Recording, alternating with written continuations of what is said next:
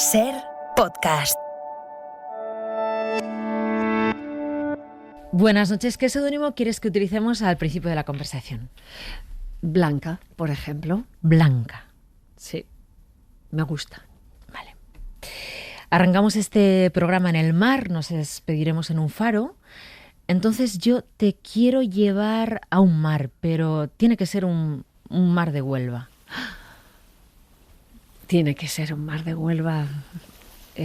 Casi me emociona oírlo porque es el mar que llevo en el corazón, donde está mucha gente que ya se ha ido y quería estar en el mar, y para mí significa esa tierra que uno elige, ¿sabes? Porque uno nace en un sitio, en un lugar, pero de repente eliges un sitio, y yo elegí Huelva hace ya casi 30 años y sigo por allí. Tengo amigos, pescadores, y es un pueblecito al que yo voy que ha ido creciendo, pero es que no puede crecer más, así que ya somos los que somos. Acabas de decir que hay allí mucha gente que ya no está ahí, que quiso quedarse en el mar. ¿Tú querrías que esparcieran tus cenizas en el mar? O sea, ¿tú querrías quedarte también en el mar o no? No, me da miedo. Estuve a punto de ahogarme en el mar, y yo al mar, siendo un lugar al que me gusta ir, lo necesito, soy muy nadadora, pero como me estuve a punto de ahogar y lo pasé tan mal, además iba con mi hija, y ya no es que te ahogues tú, es que pensaba que se iba a ahogar ella, y entonces, por más que yo la empujaba, no había forma de alcanzar la orilla, y entonces al mar le he cogido muchísimo respeto, y entonces ahora me verás nadando como los niños, casi de forma paralela a la orilla. O sea, soy incapaz de meterme muy adentro porque le tengo miedo. He cogido miedo, entonces no querría que esparcieran mis cenizas por ahí, no. ¿Cómo conseguiste salir aquella vez con tu hija? Pues mira, es que yo creo que también todos tenemos un destino, ¿no? Y entonces fue un golpe de mar, igual que un golpe de mar nos llevó adentro, otro golpe de mar nos sacó. Y entonces un día, hablando con Pedro Ruiz, que es muy nadador, somos los dos muy nadadores, me dijo, eran las 7 de la tarde, y le dije, justo. Dice, es que hay que tener muchísimo cuidado a esa hora porque hay mucha resaca, te lleva hacia adentro y es muy difícil salir, y es justo lo que me ocurrió. Entonces yo ya a las 7 de la tarde procuro no estar en el mar porque le tengo muchísimo respeto, lo pasé muy mal. Pedro Ruiz contó aquí, cuando estuvo de Gato Pardo, que él se baña todos los días de su vida en la piscina. Sí, sí. Muy temprano, en pelotas. Sí, y rompiendo el hielo en invierno, que yo digo, pero yo es que soy muy friolera, Mara, soy absolutamente friolera, me gusta el calor, y entonces lo paso mal cuando el agua está muy, muy fría. Entonces lo he intentado porque digo, si él tiene una salud de hierro, pues venga, vamos adelante. Y nada, no he sido capaz. Para mí el agua, tengo que meter un pie y digo, ay, hoy no toca, hoy no, mejor piscina. ¿Cómo era tu casa de Madrid, tu casa de la infancia? ¿Cómo la recuerdas? Era preciosa, porque he jugado tanto que para mí lo recuerdo con hermanos. Soy la pequeña de 4 hermanos, y recuerdo siempre a mi madre llamándome por la ventana. Iba a decir mi nombre, pero estoy con el seudónimo, y entonces me llamaba y yo estaba zascandileando por ahí, jugando a 1000 cosas. Yo corría mucho, me inventaba muchos juegos, y entonces ya, hasta que no se enfadaba mi madre, no me llamaba la tercera vez, pues yo no subía. Entonces era una colonia de casas de empleados del Banco Urquijo, y ahí nos hemos criado un montón de gente que todos han salido muy artistas. ¿Ah, curioso, sí. Sí. Mira, un amigo mío se hizo del ejército y al poco se salió y se convirtió en un bailarín de flamenco. O sea, pues ahí se ha dedicado toda su vida al flamenco. Otro entró conmigo en otra cadena de televisión y y de repente se hizo un productor muy famoso, es el que trajo a los Simpsons aquí a España, y un día lo dejó todo y se fue a un barco. Cuando ya se encontró a sí mismo, se cogió la guitarra y se dedicó a cantar. Ya, entonces, estos son mis amigos. ¿Quién era la señorita Inmaculada? Uy, pues mira, la señorita Inmaculada fue quien un día, pues leyendo la redacción típica de, a ver, ¿quién quiere leer la redacción de hoy? Leí una redacción y entonces me llamó, tuvo el detalle de no llamarme porque ella creía que me la había hecho mi padre. Y entonces llamó a mi padre y le dijo que no volviera a escribirme una redacción. Entonces mi padre dijo, pero es que no sé de qué me está hablando, pero ¿y de qué es la redacción? Y entonces dijo, pero usted no sabe nada. No, pero oiga, es que no sabe la de trabajo que tengo, es que es imposible que yo le escriba nada a mi hija.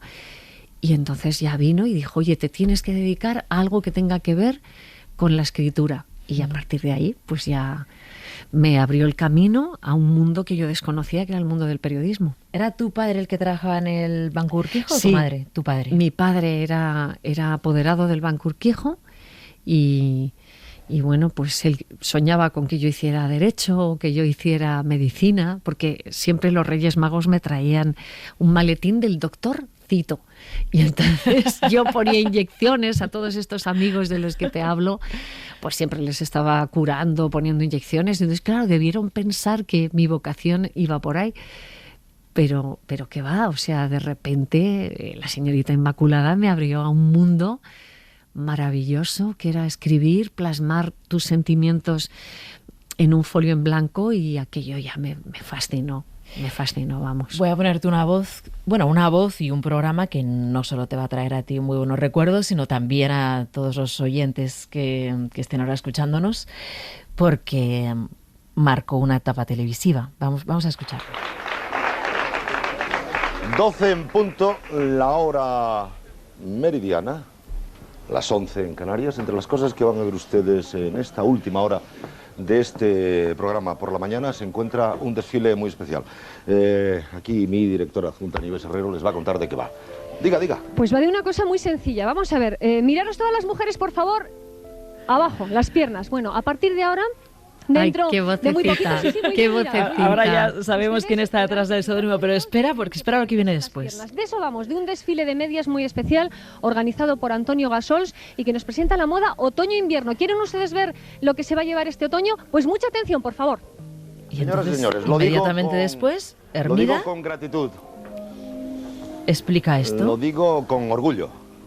No porque vaya a venir a este programa, sino por orgullo de lo que él representa. Lo digo con alegría. Lo digo con gozo y si puedo hasta lo digo con voz campanuda de gran presentador de espectáculo internacional. Señoras y señores, hoy aquí en Por la Mañana con ustedes, Julio Iglesias. Madre mía. Mira, qué maravilla. He cogido justo este fragmento porque era el ejemplo del programa por la mañana, un programa de variedades, donde Jesús Hermida saludaba con esa voz, con esa forma tan particular, tan peculiar, tan él. De repente daba paso a la subdirectora, que eras tú, anunciabas un desfile de medias e inmediatamente después anunciaba a Julio Iglesias. Esto era así, y al rato había una tertulia y aparecía por ahí pues cualquier escritor que estuviese de moda o cualquier persona que tuviera que decir algo, porque Jesús no tenía ningún prejuicio. Entonces le encantaba que la gente le sorprendiera. Y entonces a veces el personaje más sencillo le podía sorprender y dedicarle más tiempo y dejar, sabiendo que el tiempo es corrido y que luego viene otro personaje, a lo mejor dejarle a uno muy conocido menos tiempo porque se había entusiasmado con ese otro. O sea, él era así. ¿Por qué Nieves Herrero se ha puesto Blanca de seudónimo? Porque mira, en casa me llamaba mi madre Blanca. Blanca para aquí, Blanca para allá. Como Blancanieves. Yo creo que como Blancanieves. Sí, yo creo que sí. Y entonces cuando nació mi hija, que precisamente me quedé embarazada cuando estábamos haciendo la tarde, y fuimos Irma Soriano y yo, las primeras mujeres embarazadas en salir en televisión. Nos quisieron quitar, nada más decir que estábamos embarazadas, dijeron que no podíamos hacer pantalla. Y curiosamente, cuando ya estábamos de 3 meses, dijeron no, Jesús lo peleó y volvimos a pantalla. Y bueno, pues ahí a término, ¿no? Entonces, ahora ya el que salga una mujer embarazada no nos choca. No, pero no, entonces claro, resulta normal, pero que entonces era llamativo. entonces sí. fue llamativo y chocamos, y fue muy bonito porque fue Jesús, de eso hizo virtud del programa, iba contando cómo nos encontrábamos, cómo estábamos, entonces fue también muy bonito, fue como un embarazo compartido con la audiencia. ¿Qué era ser Chica Armida, Nieves Herrero? Pues en aquella época, que la televisión la veían 20 millones de personas. Sí, canal. no, era una barbaridad. Pues mira, ser Chica Armida siempre ha sido como una especie, para mí, lo he vivido como una medalla, pero también como una especie de llave hacia un mundo lleno de colores. Yo siempre digo que Jesús me quitó del blanco y negro y me llevó al color. Y entonces él ponía color a todo lo que decíamos. Yo empecé con él en radio y luego ya pasé con él a televisión, que no quería, porque yo siempre a Jesús muchas veces, cuando las cosas me dan miedo, digo que no. Pero no me hacen caso. Igual que le presenté tantas veces mi dimisión, me decía que no, venga, seguimos. ¿Y por qué dimitías? Porque es que trabajaba muchísimo, y entonces hacía a veces el trabajo que no me correspondía. Y entonces, como no, yo tampoco creo que he sido buena compañera, y no he querido hacer daño a nadie, pues entonces es que digo, es que no puedo seguir haciendo el trabajo de fulanito y de menganito. Digo, pues presentaba mi dimisión y se ponía Jesús, pero es que estoy haciendo un trabajo que no me corresponde. Ah, bueno, pero si es pues ya te corresponde, venga, pues redactora jefe, y ya así, pues subdirectora. Ah, pues otra vez presentaba mi dimisión, directora adjunta. Yo no, solo sabía huir cuando veía que ya era, no sé, como muy todo demasiado, hacía mi trabajo y otro que no me correspondía, pues yo decía, aquí tengo que irme. Y me reconocía el trabajo. Fue el director más generoso que yo he tenido, porque empecé con él de reportera, y él me fue reconociendo como a mí me gustaba mucho organizar el programa. Y entonces fue viendo que a mí me encantaba esa labor que hay por detrás de laboratorio, y me fue dejando crecer, pero yo era muy jovencita, y me hacía lidiar con equipos de 40 personas, y la mayoría eran todos, si no todos, mucho más mayores que yo. Y entonces aquello imponía, al principio me imponía, y luego ya poco a poco pues me fui acostumbrando. Te voy a poner otra canción. Venga, a ver dónde te lleva esta canción. Ay, a ver.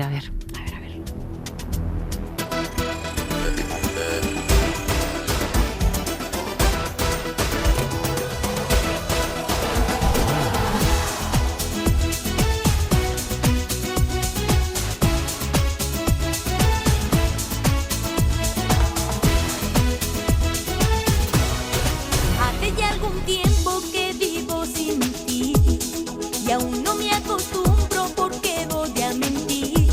Juntos acordamos mejor separarnos. Hoy sé que no puedo seguir así. Intenté olvidarte y no lo conseguí. Mira, María Ángeles y Diony, los Camela, que la verdad que fueron famosos antes de sacarles en la tele, porque la gente...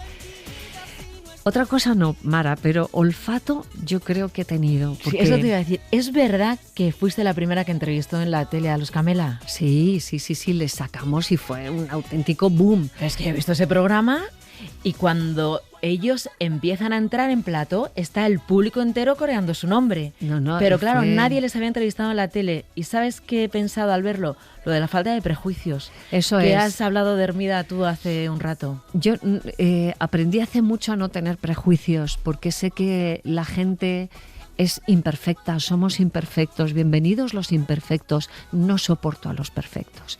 Entonces, a mí me gusta la gente que se hace a sí misma, que no tienen apoyo de nadie, y te puedo decir, bueno, ahí está Alejandro Sanz para que lo diga, pero yo con Alejandro Sanz cayó en mis manos un cassette que en ese momento una persona que pasaba por mi casa, que estuvo un tiempo en casa trabajando, y dije, ¿pero quién es? Que me encanta.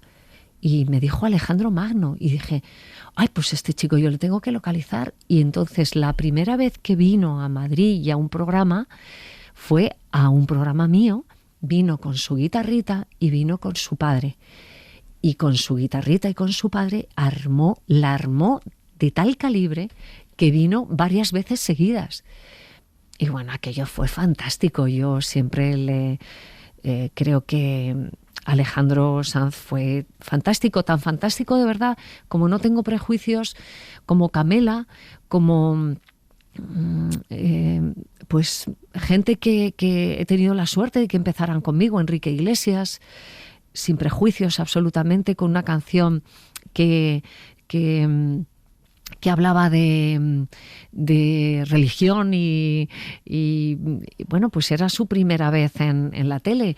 O también, es que he tenido mucha suerte. Joaquín Sabina me pidió que si podía presentar a alguien que cantaba genial, que hasta ahora cantaba por la calle, y era Manolo Tena, y dije, sí, que venga. Bueno, se lió también parda. Me gusta mucho el descubrir talentos a todos los niveles, porque te diré que una de mis grandes aficiones es la pintura. Me encanta la pintura. Yo no gasto dinero en muchas cosas de ponerme, y eso que tengo un libro que se llama El joyero de la reina, pero yo, si puedo tener ahorrado algo, me lo gasto en pintura. ¿Pero en material para pintar o en obras? No, en gente nueva. Ah, sí, en obras. Porque sí. No, tampoco quiero ir a gente súper conocida. Pero en obras, no que pero pintes tú, sí, claro. no. Oye, Pintura, la pintura me apasiona. Entonces, descubrir un pintor nuevo, darle la oportunidad a alguien que creo que tiene mucho talento, es que me vuelve loca. O sea, bueno, media vida en televisión, media vida en radio. Tú has dicho muchas veces que estás harta de que te pregunten por lo de Alcácer, que estás harta porque toda tu trayectoria ha sido tan larga y tan potente como para que de pronto, ¿no?, en todas las entrevistas te caiga. Pero fíjate, yo querría ir a una clase de universidad de las que has dado. Si te preguntan los alumnos, ¿tú qué cuentas de aquello? Pues que tengan mucho cuidado, que no vayan a un lugar donde ha ocurrido una tragedia, que no vayan, por mucho que su jefe les mande para allá, que prevengan al jefe que puede haber un problema. Mi jefe nos mandó a 100 personas allí porque hicimos todo, mañana, tarde, se hizo todo allí. Yo tenía un programa de variedades, incluso las variedades estaban en Madrid, que no las di paso porque me pareció que es que aquello no podía ser. Y mira, Mara, nunca lo he contado, pero estoy harta. A los 20 minutos, 25 de empezar, tanto yo como la subdirectora Blanca Vives, que hoy es directora de comunicación del Grupo Telemadrid, Onda Madrid, pedíamos constantemente que el programa se cortara. Y precisamente Pedro Ruiz iba detrás. Y yo pedía entre las publicidades que a Pedro Ruiz le adelantaran. Y me dijeron que no iba a ir en directo, sino que estaba grabando. Y dije, documental, lo que sea. ¿Te acuerdas qué pasó cuando acabaste? Hablamos con todo el mundo que había que hablar, porque chillábamos entre medias de las publicidades diciendo que ese programa no podía seguir. Y nadie nos escuchó. Yo le he preguntado a Manuel Campo Vidal por qué no se me hizo caso. Y no he tenido contestación. Entonces, bueno, pues ahí está. Entonces, ¿para qué vamos a hablar si siempre se va a decir lo mismo? Y es cierto que ese programa no se tenía que haber hecho. Y tristemente, yo, vamos a decir que sigo una amistad. Cada vez que voy a Valencia, yo me veo con Fernando. con el padre de una de las niñas. Sí, sí, porque siempre le he acompañado. Y sentí mucho todo lo que pasó, tristemente lo más terrible, ¿no? Como lo que les pasó a las niñas, ¿no? Entonces, bueno, pues esto es así. Y durante toda mi vida, fíjate que escuché una vez al Papa que decía: hay que tener caridad con las personas, porque cuando a una persona se le está recordando permanentemente algo que realmente no quería hacer o no quiso hacer, o lo hizo y se equivocó, es cruel repetírselo una y otra vez cuando llevas más de 40 años trabajando, haciendo un montón de cosas, preocupándote además por... Yo creo que si algo tengo, que ya me lo decía Jesús, es una preocupación máxima por lo que ocurre a mi alrededor. Y entonces, ¿No has querido formar parte, Nieves Herrero, del documental que ha hecho Netflix del caso, para contar esto que cuentas aquí, que tú, por ejemplo, eso, ¿no? Que gritabas durante el programa: por favor, vamos a parar esto. Pero ¿tú no crees que a alguien le caso? interesa, Mara? ¿Tú crees que a alguien le interesa? ¿Tú crees que alguien ha oído esto? Es que yo ya lo he dicho.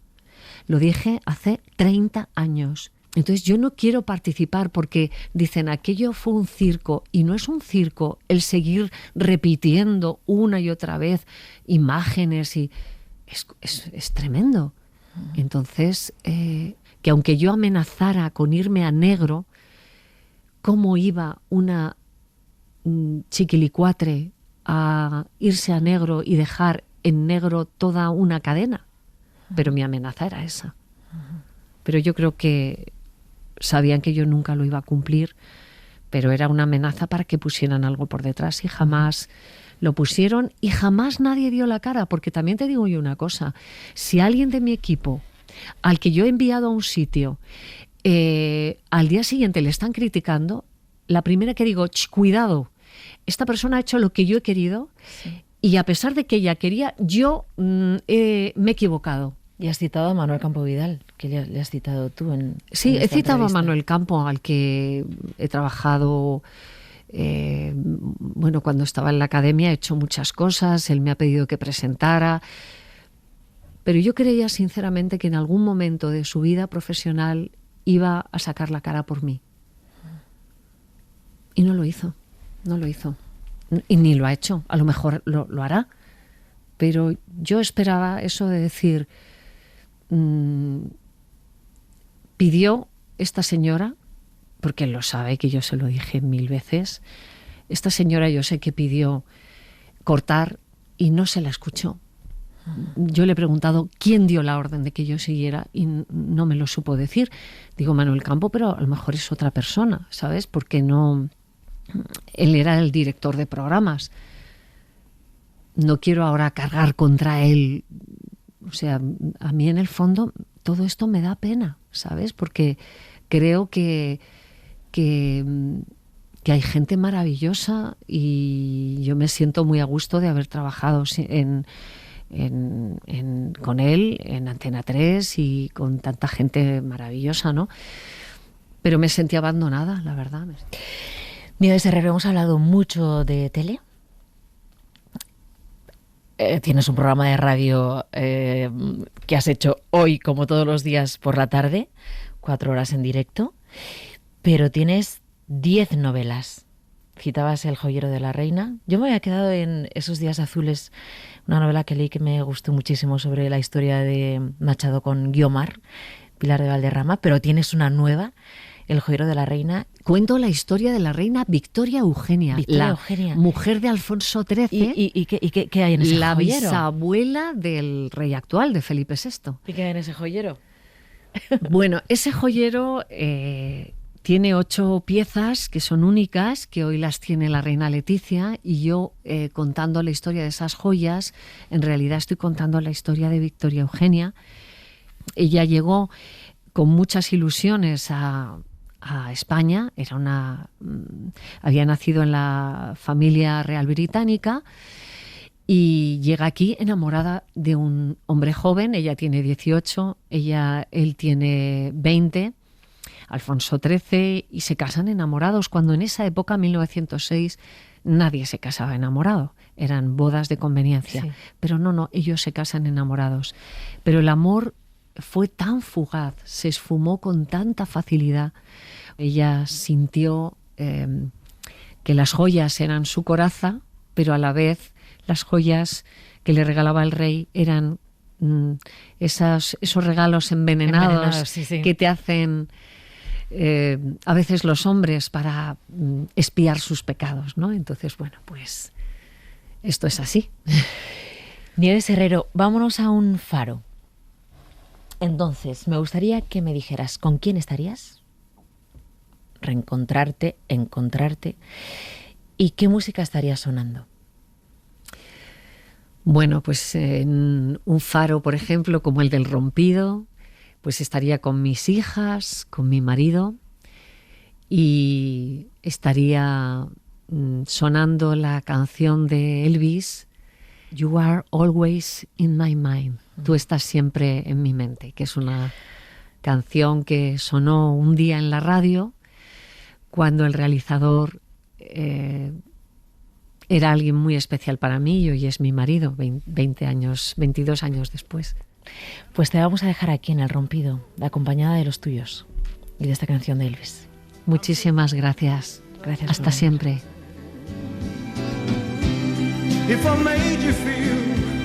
Suscríbete al Gato Pardo. Todos los episodios y contenidos adicionales en nuestra app de Cadena Ser y en nuestros canales de Apple Podcast, Spotify, iVoox, Google Podcast y YouTube. Escúchanos en directo en la Ser de lunes a viernes a las 2:10 de la madrugada.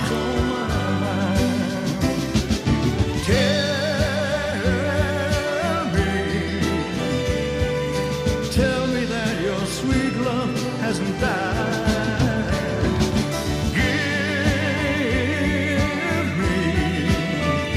Give me one more chance to keep you satisfied.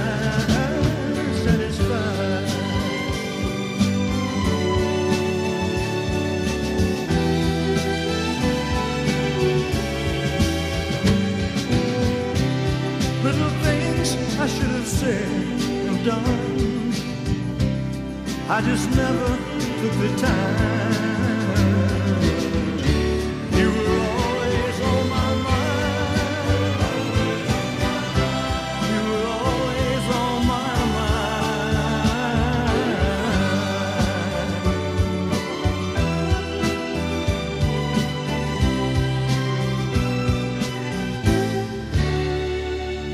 You were always on my mind.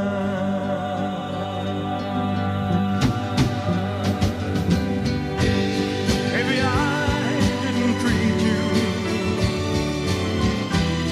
quite as good as I should have. Maybe I didn't love you quite as often as I could have. Maybe I didn't hold you all those lonely, lonely nights. And I guess I never told you. Cadena Ser. La radio.